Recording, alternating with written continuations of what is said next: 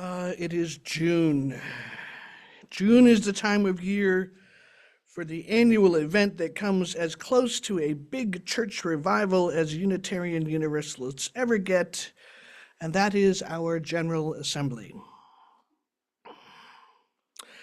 Typical church revival image brings to mind summertime events with people sitting in overheated tents, pitched in fields, listening to inspirational speakers, one after another, interspersed with rousing hymn singing and occasional altar calls to anoint new converts or anoint those who wish to reaffirm their commitment to holiness in a public way. Our Unitarian Universalist culture does not offer our annual revival in that traditional model, but we do indeed offer a revival. Our revival brings folks together from all over, and it does involve great preaching and amazing music. In the before times, meaning before COVID-19, General Assembly was held every year in cities around the U.S., moving from place to place each year. There was and remains an effort to choose host cities that alternate between the two coasts and somewhere in the middle of the country. But since COVID, the new pattern in which we hold General Assembly is we hold it in entirely virtual one year, and then the next year we do it in person. And while still moving the in-person event around the country to provide equal measures of accessibility and inconvenience to all who participate.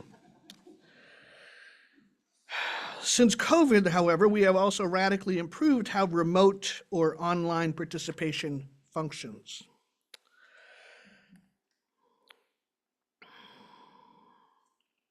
General Assembly does a couple of really big things. First, it is the place where denominational governance happens. It is where people who are selected from each congregation, fellowship, society, church, or institution get together to discuss and vote on big issues before the whole body. You may have heard something about Article 2, maybe once or twice, maybe. But this is the place where those decisions are made, the bylaws and big position statements.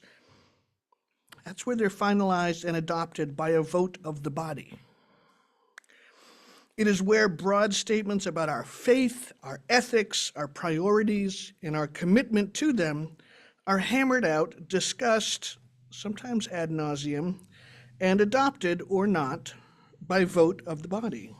Each member congregation is allotted a number of delegates according to the size of the congregation, and those folks have voting privileges at the large meeting. The ministers also all get an automatic vote, as do religious educators. So this congregation will have 4 votes on its behalf. Our delegates are Dee and Linda and Sarah, who's out back, and me. The second thing GA does is that it's where we gather to share information and innovation and ideas and lessons and enthusiasm and energy and passion for our faith with each other so that we leave filled up with that energy, prepared to return home to achieve great things, or at the very least irritate the people that listen to us when we won't shut up. But GA is awesome. For those who've not been, there are workshops and programs, and they're offered by clergy, some, but mostly by lay leaders who have tried something new in their congregation, or they've learned an interesting new thing, and it's where we share ideas, and we share them not from on high, some big fancy expert telling us what to do. We share these things with other people in other congregations, just like ours, who have gone through some of the same stuff. And some folks have found a thing that worked really great for them, and so they're sharing that. And what a wonderful opportunity for the cross-pollination of ideas. By its very nature, General Assembly is the place where we are renewed and revived. It is where we get together because connection is indeed the greatest human need, and remind ourselves that we are not alone. Unitarian Universalism can be very, you may have noticed this, Boston-centric. But beyond the I-495 corridor beltway around Boston, most of our congregations are relatively isolated. A lot of time, the work we do for progressive faith and progressive causes can feel like we're working in isolated silos, separate from anyone else who thinks or feels or believes the way that we do. And that is exhausting. And at General Assembly, we are reminded that we are not alone, that we are not in a silo, and that there are others facing the same kinds of struggles as we, and that we have bits of wisdom and experience to share with each other. And that's where the revival comes in. GA revives us. It gets us renewed and refreshed and revived, and pumped up and excited to continue the good work of Unitarian Universalism. Renewal and revival are as vital to a movement as membership and volunteerism and pledges. It is what keeps us from stagnating. What is it? Now we have on our back chalkboard the questions. What is it that renews you? So just real quickly, who's willing to offer a thing that renews them? What renews you? Come on, I know you talk. Yes. Sitting beside water. Sitting beside the water. Yeah. Salt water or lake, does it matter? Lake, actually any kind of water. Any kind of water? At the ocean, at the beach. Okay. I just love water. Okay. All right. I get that.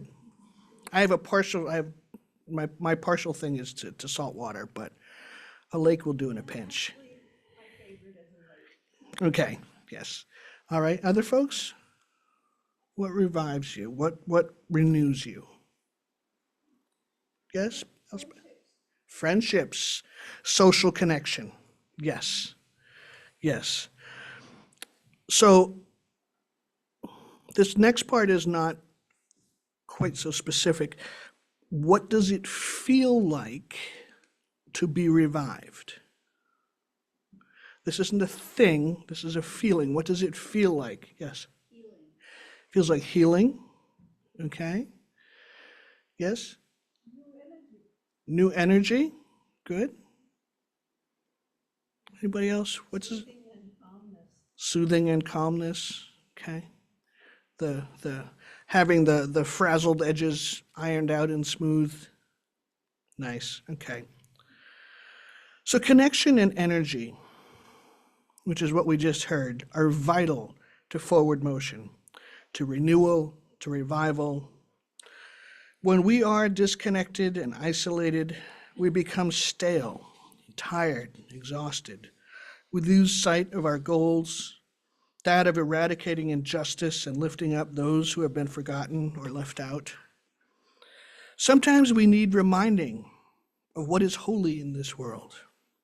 And we need further reminding that the holy is not just accessible, but exists within us and around us.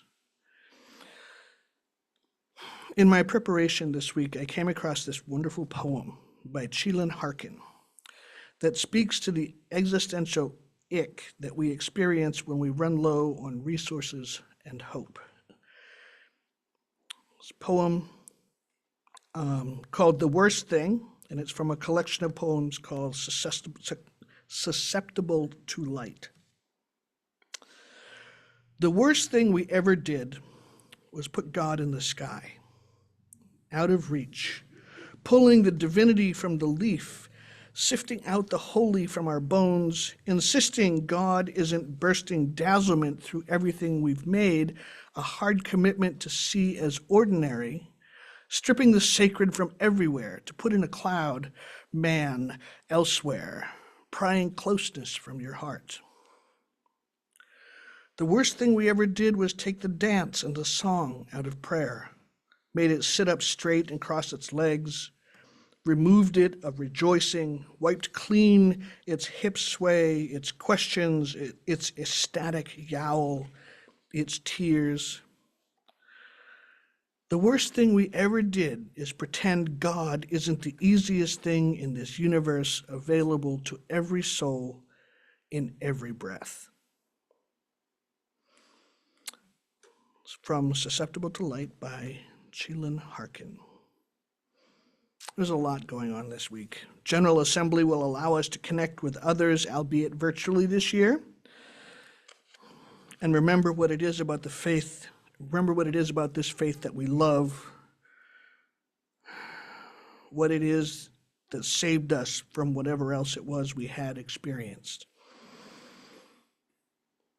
We are working to figure out, now this is the technical stuff, we, meaning Sarah and I and a few other people who know computers, are working to figure out how to share some of the sessions from GA in this space during the week, so keep an eye on your email if you'd like to attend some of those. Also, it will be air conditioned, which is important this week.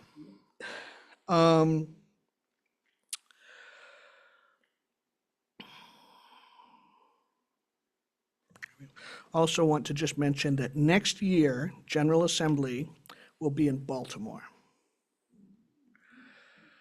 Exactly. So start saving. Honestly, and I hate to acknowledge this, but the most expensive part of General Assembly is hotel. Okay? So start saving because you'll want it. And it's as close to here as we're ever going to get it. I mean, last year it was in Pittsburgh, and Pittsburgh is further away than Baltimore. Okay, so we can totally make it to Baltimore. And I'm going to end my reflection here because we want to make sure that we take some time after the service to properly celebrate Nancy on her last Sunday with us. Renewal, revival. As with the cyclical nature of all life, we need renewal and revival to continue our mission. So let us seek where we are this week, renewal and revival, in whatever way we are able, and celebrate the General Assembly worship service together here next Sunday. Okay, there'll be a broadcast of that here. As we prepare for the yard sale as well. There's a lot to do in June. Blessed be, and amen.